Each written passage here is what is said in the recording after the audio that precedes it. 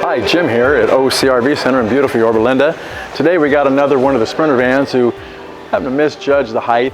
If it happens to you, don't worry about it. It happens a lot, so don't take it personal. So what we're doing here, we take the windshield out, all of the interior out, seats as such, cut the roof off.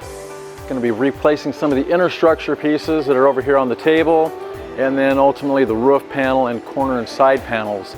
Pretty major repair here. So there again, if you happen to misjudge the height on your Sprinter van, don't worry about it. We can make it like it never happened. So give us a call here at OCRV for all your Sprinter needs.